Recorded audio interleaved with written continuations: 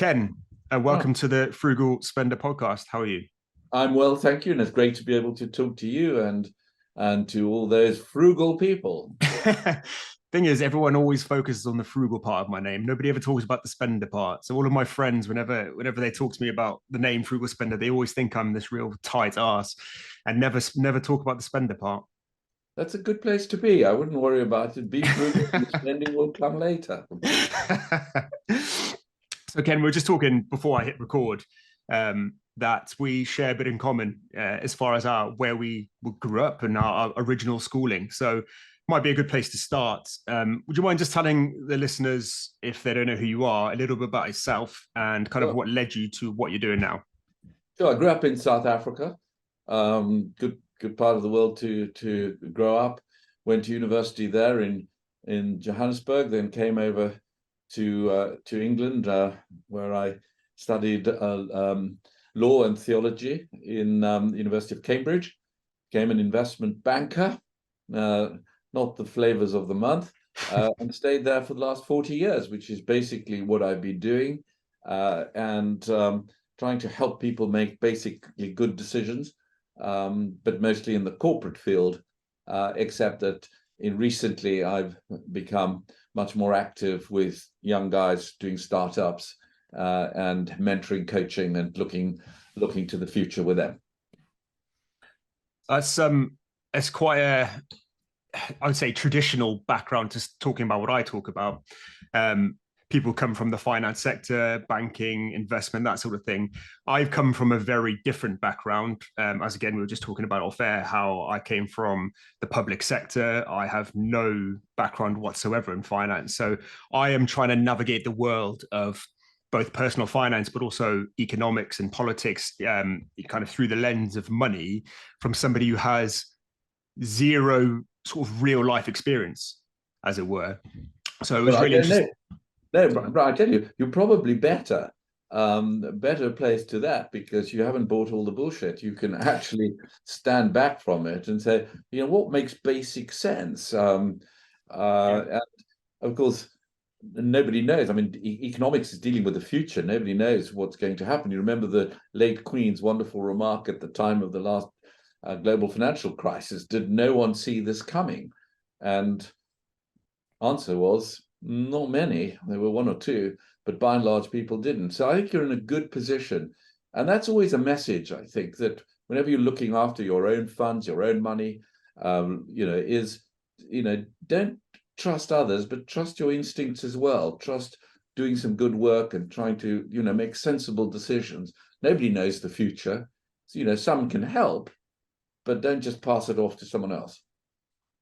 Yeah, I agree. I think that was kind of a nice way of me saying that I don't want to also be part of the finance sector. I think I've kind of navigated this world purposely without getting sort of letters at the end of my name and an email to say that I've done a course on financial advice. I personally think that in some respects puts me into the same category and limits me about what I can say and certain things that I can't give advice. I don't want to give people advice, but I think it almost pigeonholes me into saying what everybody else is currently saying. So I think you're right in the sense that I can bring my unique sort of experience with money and try and share it that way rather than just the party line, as it were. I would think that's absolutely right, which is no doubt why your frugal spender has got a sort of good audience, because you give it, straight truth, asking good questions and trying to determine whether the answers are sensible or not. Well, I hope so. So, Ken, you've recently released a new book, I have. which you kindly sent me, and I finished reading a couple of days ago. The $100 trillion wealth transfer: how the handover from boomers to Gen Z will revolutionize capitalism. I really liked kind of the honesty that you wrote with. I think it was reading it from somebody who sits in that category, written by somebody who sits in the boomer category. I found it quite refreshing that you took on board or you take on board a lot of what my generation and the younger generation. I'm Yeah. millennial, so I'm 34, so I'm kind of in between that. I'm certainly not young anymore, but Well, I don't know about that. When you're my boomer age, you're. um, Well, thank you. Yeah. but no, it was refreshing to read. But I think for my audience, I think I'd like to simplify things a little bit to start in the beginning, maybe. How would you define capitalism?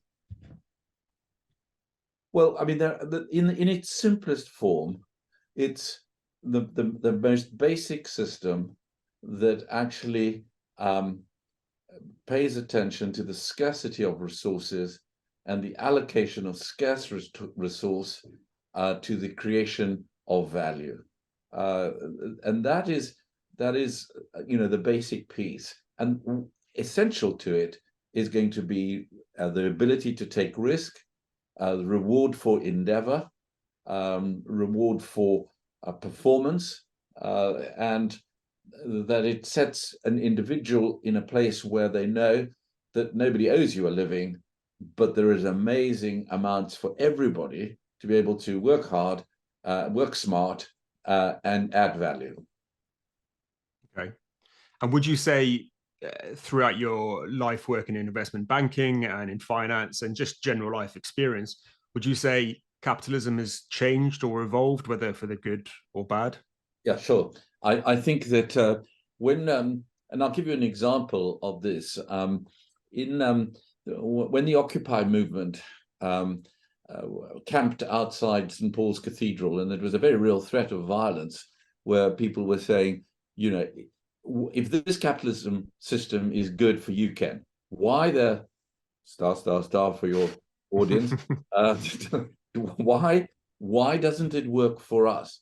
Why can I never find, let alone a house to own or to have deposit for a house, but even look at the rental markets? And it struck me then that, and I was asked at that stage to intervene between the demonstrators, the protesters outside the St. Paul's Cathedral and the city fathers. And I think that capitalism lost its moral moorings. It lost the fact that it really does depend on people's trust, on people buying into it, and on it being able to be distributed fairly across the piece. But I think it has changed. I think people have become more attentive to the wider needs, and mostly for millennials, particularly, who I think your generation is amazing in that you want to do well, but you also want to do good. And I think that's the essence of how the capital system works. Yeah, I mean, my experience of it, I would certainly agree. Especially what resonates with me massively, what you said there, is the distrust towards capitalism, but also just authority in general. Yes. And that's something that I experienced firsthand. I mean, I was a police officer for 5 years, and even from that small period of time, I experienced huge change in things out of our control, sort of incidents that happened in America and the UK that sort of compounded, and not only politics, just authority in general, but police are almost the epitome of somebody walking around in uniform. People, that is the ultimate authority for many people. And I experienced a lot of hate towards the end of my very short career. Well, I think you really put your finger on it. And the big cause, in my view, came with the global financial crisis, 08, 09. Because what happened is that your generation was just growing up, and banks were sort of traditionally, by a previous generation, mine included, were the sort of places that you could trust. And when you saw what had happened to your families and to your friends and to your own lifestyle, when these banks began to collapse, that's when the trust also sort of said, well, we can't trust this. And a generation started growing up saying, well, we can't trust the banks. We don't want to trust the politicians. We don't trust the police. So anything that corporate or institutional had a big reaction. And that's one of the reasons why cryptocurrency grew as rapidly as it did amongst your generation, because you basically said, you guys screwed up the financial system with your fiat currency. Well, we're going to have a go at something that's different, which you can't control. Now, there are dangers attached to all of that, but that issue of trust is, I think, the most fundamental of all. And I think you're absolutely right. We need to build that back.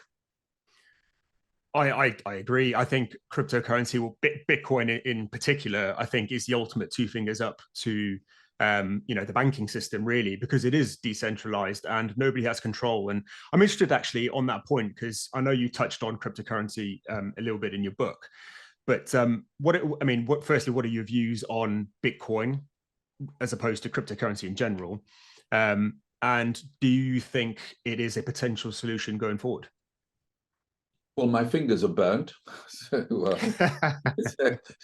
if you want to, if you want the honest opinion, yes, I've got some. I think it is going to emerge. There's no sense in which, there's been a massive failure, of course, but that's always the case with new things in the capitalist world. I think crypto is here to stay. Whether it's Bitcoin or any version of Bitcoin, too difficult to answer. But it had its heyday. I'll give you an example. I was asked by a friend of mine to speak to a group of his friends, and he said, "Ken, you must understand, we're all builders and plumbers and electricians. The biggest salary amongst us is going to be 60K maybe. So please, don't be a banker to us, but tell us how to invest, how to help our money and all of that." And of course, I was talking about safety and all of that, only to find almost all of them immediately responded to me by saying, no, we've all bought our Bitcoin. Should we be buying more? And I thought, I'll never win this one.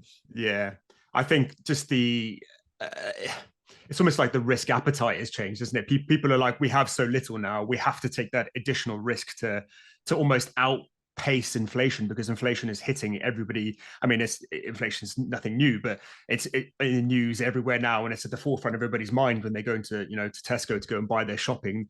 They're thinking, I need to take more risk potentially to beat this, not just keep up with it, but actually beat it.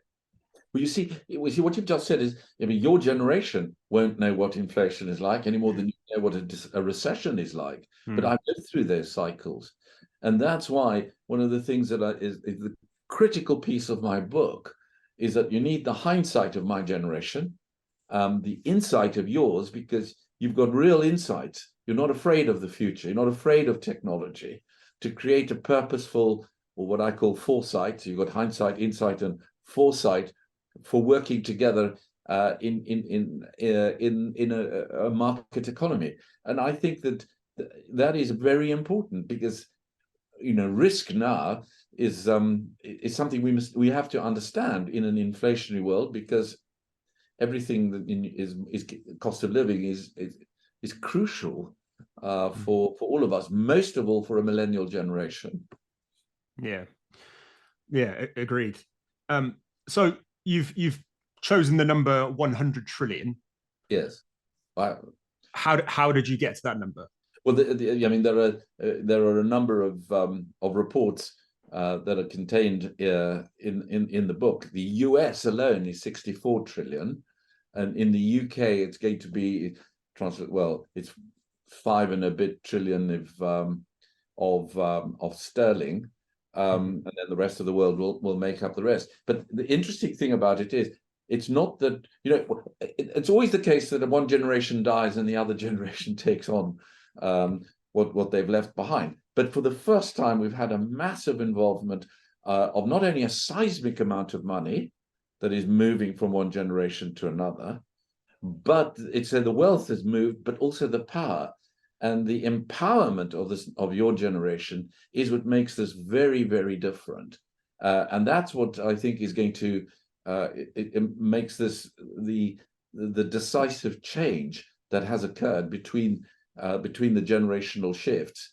And your power comes from technology. You're empowered by technology like no one before. You're empowered by being influencers on social media like never before. And you're empowered by having a very clear agenda as to what you want to see happen to this move of funds. Now, let me just say, this is not just waiting for another 10 or 15 years. In this country, already 68 billion pounds has moved from the bank of mum and dad. It's the biggest bank for equity, for putting deposits into people's houses, or helping with the rent, or helping with students, of any of the institutions. So it's already started, and that's the piece that I think is going to continue. over the next generation. Yeah. A lot of the people that I talk to about this subject are people, kind of day-to-day people that potentially don't have Bank of Mum and Dad to sort of bankroll deposits for houses. And I think, I've certainly experienced, not towards me, but towards kind of the boomer generation, your generation, is this real anger because it feels like boomers in general have got this sort of unearned wealth that, in the 70s and 80s, they bought these houses for, £30,000 that are now worth £600,000-700,000. And I was listening to LBC the other day, and people calling in talking about inheritance tax and how there was this kind of back and forward about whether inheritance tax was a good thing or a bad thing. And a lot of people, the consensus generally was that inheritance tax, people should have this big inheritance tax bill because of this unearned wealth. And the way I look at it, I don't know what your view is, but the way I look at it is that was money. The growth of the equity of that property was generally off the back of inflation and more money in circulation. It's not like the house relatively now versus then is worth a lot more, because the money that it's worth now would buy the same amount of stuff that that £30,000 would have bought before. And it's that kind of mindset that these boomers have all this money and they did nothing for it, and that they should somehow be punished for it from that's from a younger generation. And personally, I think that's wrong, but I wonder what your view is on that. Well, I mean, I think it's the worst of the taxes, because you already paid tax on your money. Exactly. And therefore, I think it's a very good thing to be able to dispose of it to that next generation. Yeah. And I think that increasingly we will find that inheritance taxes, probably in this country, will be reduced. That means that the handover to the next generation will be greater, and therefore it's very important for us to recognize that the silos that exist at the moment. I sit in as a boomer, you are as a millennial, but actually when you think of some of the hate, the Twitter rages, the social media, attacking one group, attacking the others. Boomers think that Zoomers, you want to just sort of shag, shop, and share. That's caricature.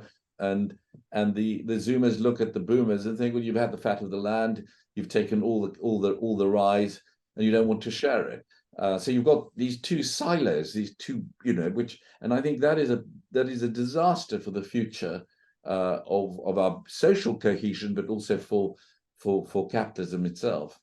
Yeah, it definitely isn't healthy. And I don't know whether social media, social media definitely amplifies those views and, forces the, whatever view you have, it's that sort of echo chamber gets forced upon you, and people discuss it, and it kind of builds it. But the people that I have face-to-face conversations, kind of subjects like this, it doesn't feel like that. I think there's, I'm sure, outliers, but I think it's more on social media than kind of the day-to-day conversations between sort of intergenerations, in my opinion.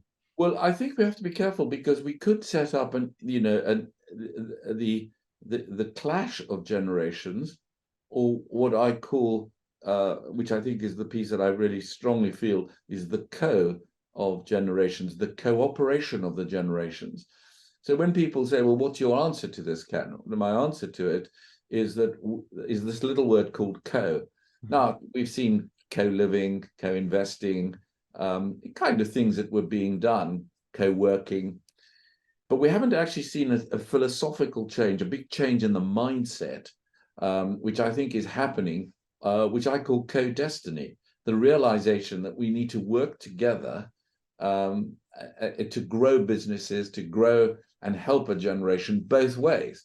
So it's not just that wisdom is with the age. I think there's real two-way streets of wisdom. Young guys like you, able to look to the future and see a different picture from the fearful ones that most of my generation would feel.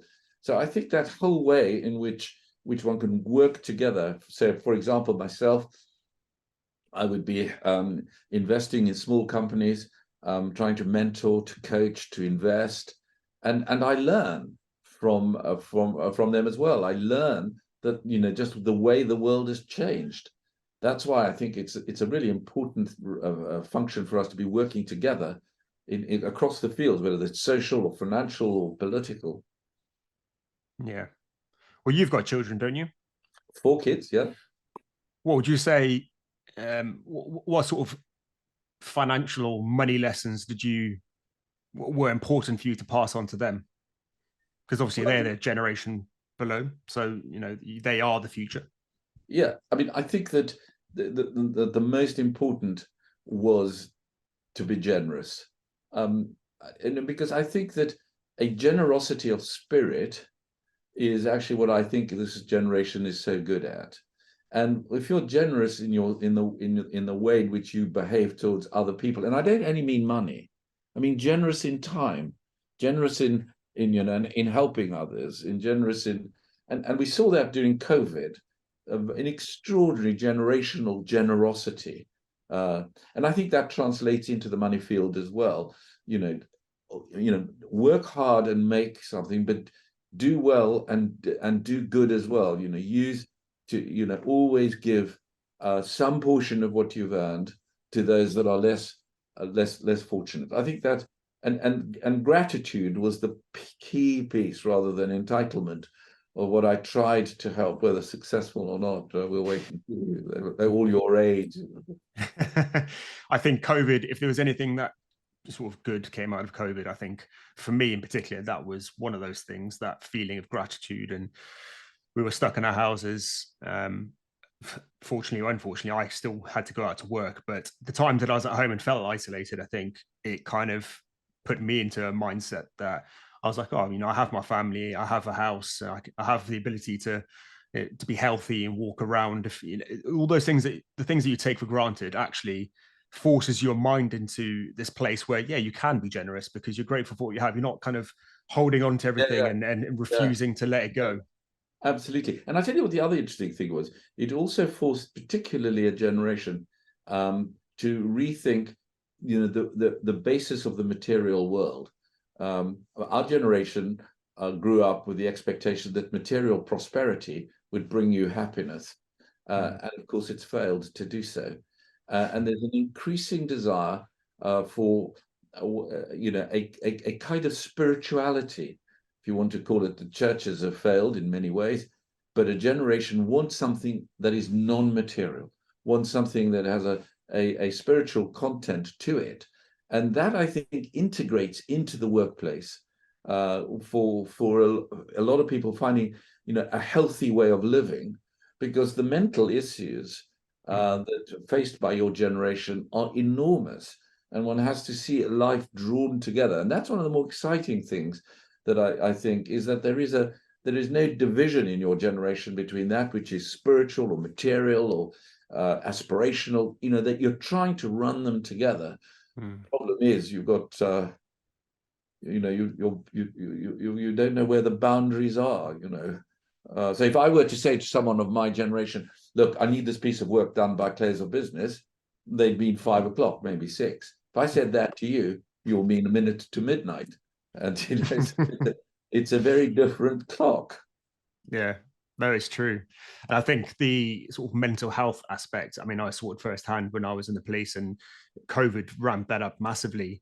And that's kind of why it is the generation are more thinking about the collective, the sort of social, not socialist, I'd hate to say, but that kind of mindset of the collective rather than the individual. How do you kind of render those two ideas together to make capitalism? Because capitalism, from the people that I speak to that view capitalism, it's very much about the individual going out there, make something of yourself. Sure, you hire people and provide jobs and opportunity and all that sort of thing, but you're very much there to make a profit. That's how a lot of people from my generation and younger view capitalism. So that's kind of they are so anti-capitalism because they're so against that view that you said, that virtue that my generation and younger have is, let's do what's best for the environment, let's do what's best for us all together, let's get some sort of universal basic income, which in a lot of people's minds doesn't compute with capitalism. Well, again, you've hit a very important nail on the head. We have got to, at least my generation has got to engage with yours on being able to debate and to argue the importance of making the pie bigger before you start cutting it up. And therefore, what I talk about, the shift, of a generation, which I think is there. Others don't see it. I think it's on its way. The move from I or from me to we. That you do think in a broader pattern. You do think of a wider group of people, but that is essentially part of recognizing that which I gain by working together is far more than that which I lose by being a sort of tough, driving, hard-assed person in some sort of capitalist structure. And that, for that reason, I think there will be a change. And if you look at so many of the startups, so many of them have got co-founders, because the recognition is that actually working together produces, in my view, a better result than just the sort of sole trader, the command and control person in charge of a previous generation. Won't work for your generation. But I'm excited by that, because I think that is the new influence, the new blood that's coming into the market economy. Yeah, that is interesting. It'd be intriguing to see 20, 30 years in the future. Hopefully it's blended in nicely and capitalism is still very much going, but under a different guise. It reminded me when you're talking then of thinking about climate change and how, the younger generation are very much heavily focused on that. I met with Rishi Sunak actually a couple of months ago, and I got to ask him a question. And I thought quite long and hard about what I was going to ask him. And at the time, climate change and sort of net zero is all over the news. So I thought I'd ask him at the same time the cost of living crisis happening, does he think it's possible for these targets for net zero, which appear in many senses to be virtue signaling to get votes, that we are going to save the world, please vote for us, but also we're going to make sure the cost of living crisis kind of goes away, but it isn't, because everyone, when they buy things, is seeing the cost of things rising rapidly. So I asked him, do you think those two things can work together? Can you lower prices for people and inflation, and at the same time reach these net zero targets that we all know in the short term cost more money, because the renewable energies do, they cost more money in the short term, and in the long term, more sustainable, it's going to get cheaper. But in the short term, at the moment, fossil fuels are cheaper. And he said he thinks they can. And interestingly, a month later, he backtracked on a lot of his net zero targets and pushed them a lot forward. So maybe he doesn't really think that. But I'm intrigued as to what you think about that. Well, I think one has to be sort of recognize the contribution that the Zennials have made. I mean, I do think it's a prophetic generation. It's a generation that is pointed out in a very powerful way. Whatever you might think of Greta Thunberg, and I think her great speech was just filled with anger and very little hope. But all worldwide, she became a symbol of putting an important agenda item on the global agenda. And I think the generation is wanting to see, a planet preserved and action taken to preserve it. That is true. And that's why it's pointing to the future. However, there isn't a switch which is brown today and you pull it and it's green tomorrow. I mean, that's just the unrealistic world. That we will have carbon based industries for a period of time. What matters is actually having a clear, as Rishi would have explained to you, a set of guidelines over which people have got KPIs that they can be measured against over a period of time. So the attack on all the major oil companies is I think, a futile attack. Rather, reward them for the percentage of environmentally friendly green energy sources that they are deploying, so that you encourage them to build on the wind and solar and alternative energy sources. So I think it's a combination of real carrot. I don't think stick works. Carrot works, and that's an important piece. Yeah. And that goes back to what you're saying about anger. I think it all stems from this anger, the Greta Thunberg kind of, what have you done to us? But then, ironically, she's lived a pretty good life by all accounts. It comes from a pretty good family. So, it reminds me of, what's that saying? Yeah, strong men make good times make weak men make bad times, or hard times make strong men. It's at the time we currently have good times that are making potentially weak men. Yeah. No, I think that's, and I think what is needed now is for a generation to really be engaging in the new industries, in the new technology, to be able to recognize that you want to do well, but you also want to do good. That, I think, is a defining part, and that is true whether you're a painter or a sort of a policeman or a banker, whatever it is. I think for that next generation, there is a deep sense of a commitment, a broader commitment to the stakeholders in the society we're living in and also in the planet at large, which I think is an enormous advantage. Yeah, I agree.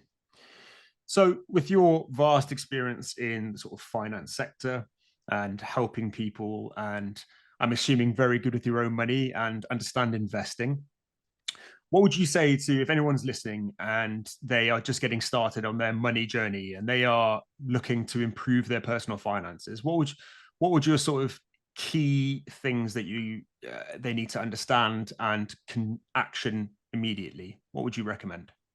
It's tough, I know, but try even in small amounts to build a savings habit in for yourself. In a previous generation, we'd call it a pension.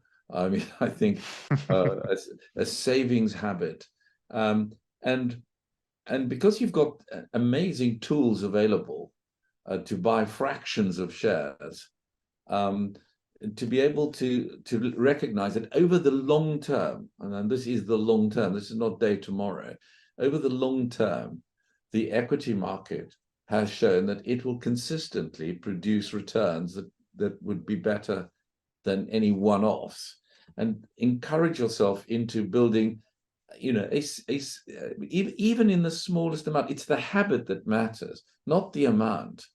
And then just, look at, the cheap trackers that you can find to have a global exposure to the share market, provided your time horizon is 5 years or more.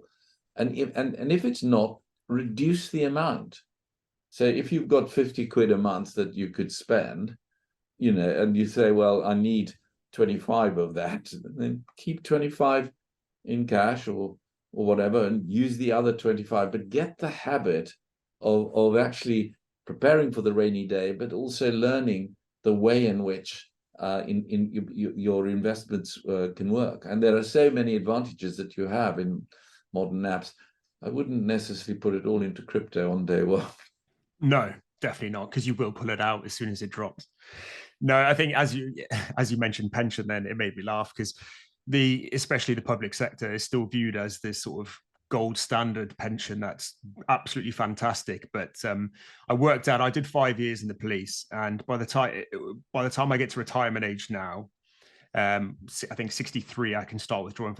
I have the equivalent of today's money of £1,000 a year, and I put every single penny that I needed to into that pension. And I have £1,000 a year after 5 years service. No, that's just a little insight there to the public sector pension that isn't quite as fantastic as people think it potentially is. I totally agree with you. I think pensions sound boring. And they are pretty boring. They should be boring. It should just be kind of this long-term thing that's happening in the background that you don't look at.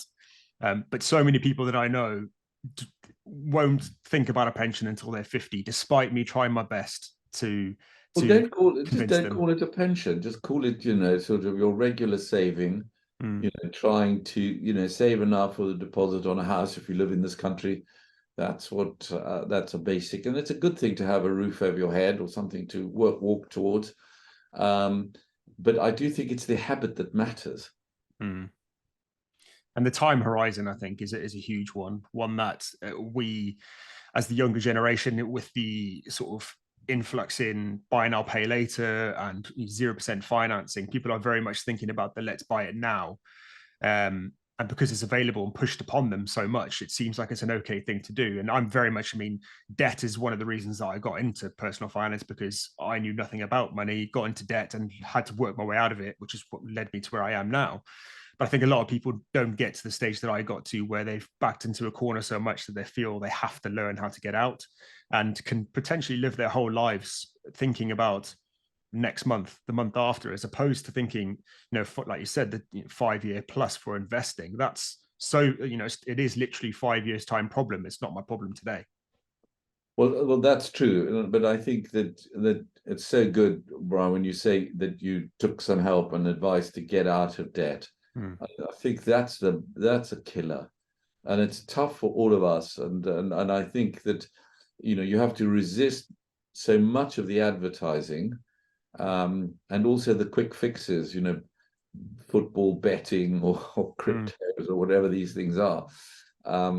They don't work. I mean, it's that practical habit of beginning to save for a deposit on a house. And at the end of the day, the real issue is we can't make, you can't be a capitalist if you haven't got any capital. So it's there is a need to try and build stuff up and find ways of being able to work together with friends and, even in small things to, provide services or that people want or that need in the local community or wherever it is. Start small. So many people did. Yeah, I totally agree. One last question, because I know your time is quite limited. Sure. We both came from South Africa, and I don't know what age you came over to England. 21. Okay. I don't know if you noticed or still feel like the class divide in England it plays a major part with money. I certainly feel like it has, and the people I talk to, there's a very much sort of interclass, not hatred, but it's very similar to the generational thing where it's the them and us sort of thing. And I don't remember feeling that quite as much in South Africa. Potentially it's there. Maybe I was too young to really see it or experience it, but from talking to people from America and consuming a lot of American content, I feel like the way English people look at capitalism and also the sort of class system is very different. It's very much like the American dream is, sure, not as great as it used to be, but still very much alive in the sense that anybody can achieve that, start their own business and become billionaires potentially. Everyone almost feels like that's possible. But I feel like in the UK or the people that I speak to quite often, it's almost like, this is where I am. This is the class I'm in. This is just, what my parents did. I'm not going to strive to, because I don't think it's possible. Yeah. I to be honest, I haven't really experienced it at that level, but I understand what you're saying. I think that one of the great issues in the UK is there isn't a real entrepreneurial spirit. We don't really reward success. We don't approve of success. Yeah. We sort of think that if you've succeeded, you've taken a quick turn, or you haven't played it quite straight. So I think that's the key piece. And I'm hoping that in this next generation it will change, because the internet, the broadband has brought with it the ability for anybody anywhere to start something and to grow it from wherever they happen to be. So and for relatively small amounts compared to starting other businesses. So I do think it's an encouraging generation that is wanting to actually change the way in which capitalism both expands the cake and also shares it in an equitable way. Yeah, absolutely. I think the mindset's very similar to what you're saying about starting incrementally save what you can. It's that same sort of mindset, that growth, long-term thinking. I can do it. There is sort of light at the end of the tunnel. And like you said, carrots instead of sticks, I think in general in life is the way to do it. Incentivize people to do these things. And thank you very much for, for A, writing the book, and B, for coming in to talk about it. It's very kind of you. I hope it's been helpful. It's very nice. And I hope you continue to be both frugal and a good spender. And that the guys who are listening to you benefit from it, which I'm sure they will. So where can people, if they want to find out more about yourself or your book or any other books that you've written, where can they find it? They can find it on Amazon or kencosta.com. We'll take them to it, or Insta. Awesome. Well, I'll tag you on Insta with any videos I do from here. Yeah, could you? That'd be great, actually. Thank you very much. Absolutely. Might see you on TikTok, Brian. I hope you have an account. Not yet. There's time. Ken, thank you very much for your time. Thank you. Cheers.